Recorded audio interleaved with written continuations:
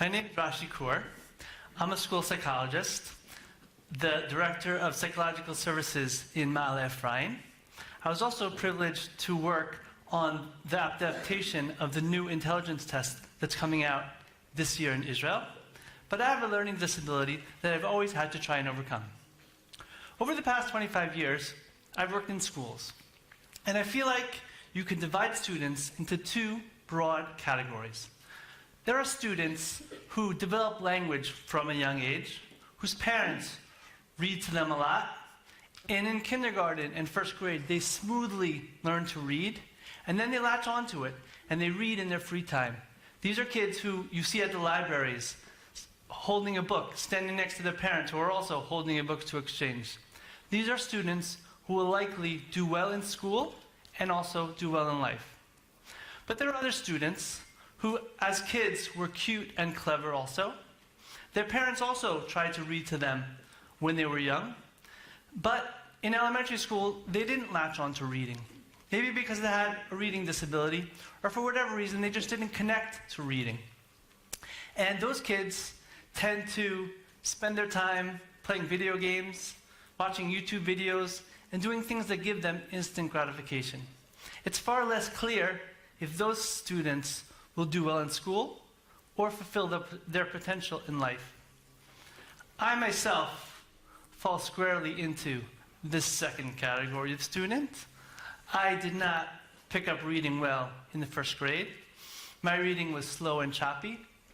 In my family, my brothers and I, we didn't spend a lot of time reading. We were much more about ransacking and destruction. We didn't go to the library. In fact, we didn't even want to be anywhere near the library, because the one time that we did go, we lost the books that we'd taken out, and we were sure that there were wanted posters with our pictures on it all over the area of the library.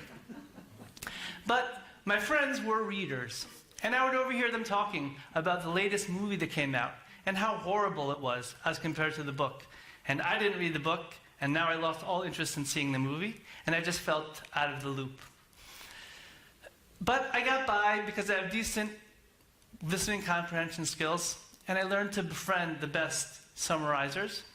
But in university and in graduate school, the reading lists that came along with every course seemed endless to me. I had no chance of reading all that.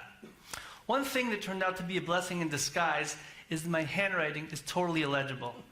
And I learned that if I asked the professors, they would let me come to their office and read to them the tests. And that allowed me to develop a relationship with them. And that helped me, and it also helped my grades. But after my schooling, I did read. I would always be reading a book. But for me, I start reading a book, I read a page, and fall asleep. Read another page, and fall asleep. And at that pace, it takes me months to get through a book. There was always such thing as audiobooks, but you would buy them in a package of about 12 audio cassettes, and they would be maybe useful on really long road trips in America, but not on a day-to-day basis. My whole world changed when they came out with the iPod, a very small, simple device, but it holds as many books as you want.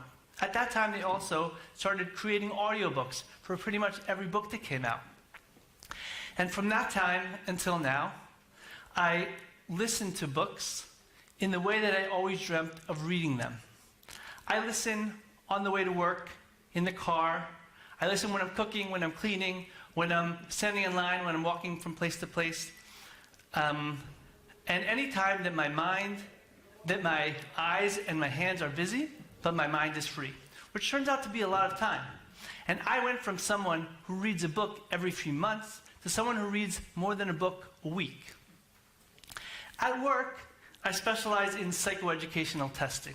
And I meet students every day who are smart and curious, but who say that they hate books. Afterwards, I sit with their teacher and their guidance counselor and their principal and their parents, and everyone says you need to read every day, read 10 minutes a day, read for pleasure. Now, I know that it's very important to achieve a level of competence in reading, and that the more you read, the better you'll get. But I see these kids' eyes as people are talking to them. and I know how they read. And I know they're thinking reading and pleasure are two things that are opposites. And I know how they feel. And I wanted to show them that there's another way to access the world of books, and that's through audiobooks. But in Israel, the level of awareness of audiobooks was very low, even as a concept, and they were not prevalent in schools. So I went about to try and change that. I knew I couldn't do it alone, so I partnered with my good friend Moshe Saltzman, who's really good at all the things that I'm not good at, which means he's really good at a lot of things. And in time, more great people joined our effort. Lihi and Ofra and our whole community in Modi'in backed us. And we went about trying to make a change. Now, we had the following problem. We had a product that we thought would really help kids, but kids had no interest in what we wanted to give them. A company in America had a similar predicament in the 90s. They had a product that they thought Americans would really like, but Americans didn't really understand what it was. The product was home internet access, and the company was AOL. And what AOL was doing was, if you wanted internet access, all you would need to do is clip a coupon from the newspaper, send in $5, and they would send you a startup kit. And in that way, no one signed up to the internet. Until an executive joined the company from Johnson & Johnson. And he said, you know what we do with shampoo? When we go to a new town, we just put it on everyone's door, people like it, people try it, and they buy it. So that's what they decided to do. They spent millions and millions of dollars printing startup kits. And they put them everywhere. They put them in your menus in restaurants. They put them in magazines. They put them on seats of airplanes. Everywhere you looked, there were startup kits. People tried it, and in that way, all of America signed on to AOL. So we knew that the answer was in really easy and free accessibility. The next challenge, we also drew inspiration from the Dolly Parton Library and the PJ Library, both of who give out free books to underprivileged kids. We wanted to do something similar, but with audiobooks. Our next challenge was to figure out what book. We thought of a book that would really turn kids on, really make them understand how amazing a book could be. And we got to Charlie and the Chocolate Factory. And we approached the Dahl family in England, and we said, we would like to create out of your book an audiobook and give it for free to all students in special education and with learning disabilities in Israel. How much would that cost? And we thought it would be tens of thousands of dollars, but they really liked the idea. And they said, they gave us a price that was quite reasonable. But next, we needed to get the rights to the translation that the Israeli company, TEDxModiin, had made. And we thought, oh, the Israelis, they're going to try and take us for all that we're worth. So we gave the same pitch to them, and they said, for students with reading disabilities and special ed kids, you could have it for free. And in 2016, we launched the Israel Audiobook Project in memory of the educational pioneer, Dr. Vera Darash. And what we do is we acquire the right to great books. We produce them as audiobooks. At the beginning, we used talented people from our community. Slowly, more people in Modi'in heard about it, and they also wanted to read for us, a teacher, a librarian. And now every day, I get people who come to me from all over Israel asking me to be their readers. And now, we are in over 1,000 schools, and many, many thousands of students finish their first book with the help of our project. Now, we've only scratched the surface. There are over 200,000 students who are eligible for our books. And not enough people know about it, and we need your help to help spread the message.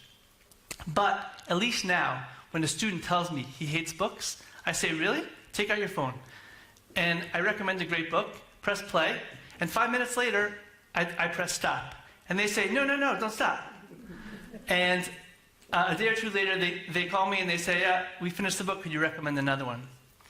Sometimes special ed classes will listen to the book together, chapter by chapter, over time. And when they finish, their teacher often screens the movie based on the book.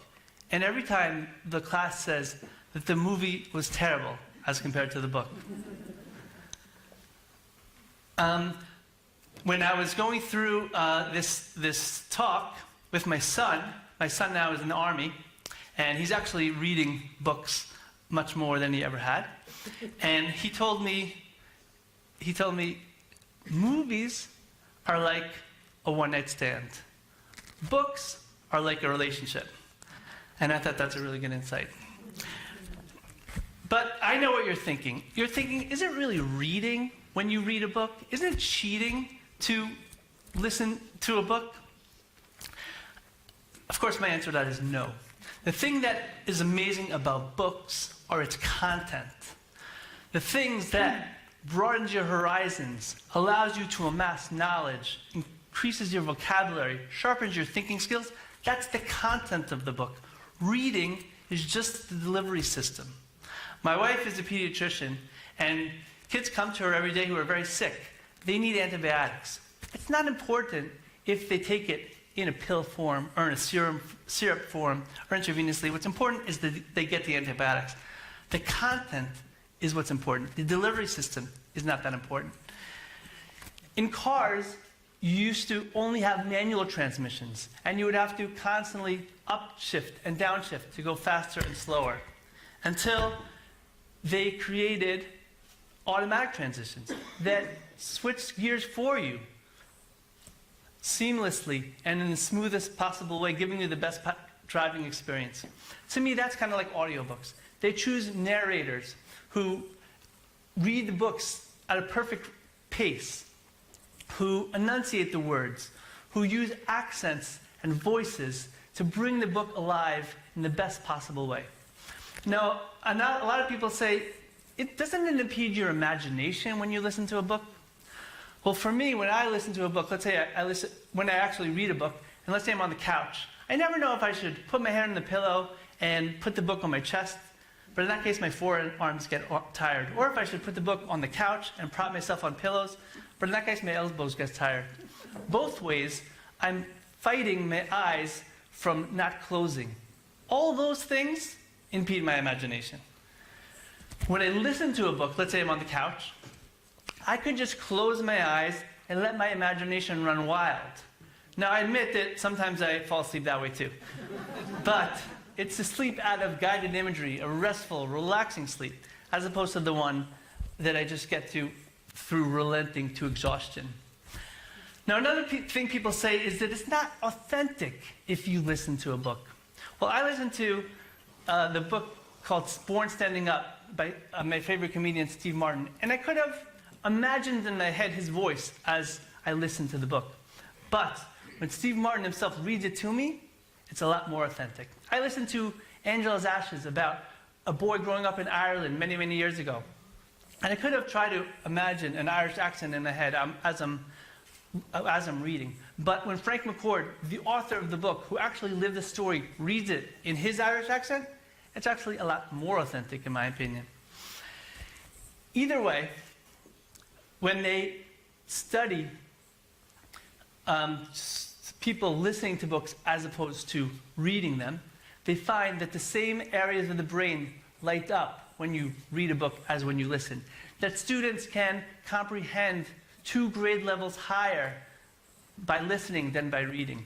That audiobooks improve your vocabulary, your pronunciation, and your attitude toward books. And that if students follow along in the text as they listen, it actually improves your reading decoding skills very significantly. But what I want to say most, and in conclusion, is that I really believe that if we could help students who struggle with reading get into the habit of incorporating high-quality audio content like audiobooks and podcasts into their daily lives, we will be giving them a chance to succeed and fulfill their potential in life, just like their super reading peers. Thank you.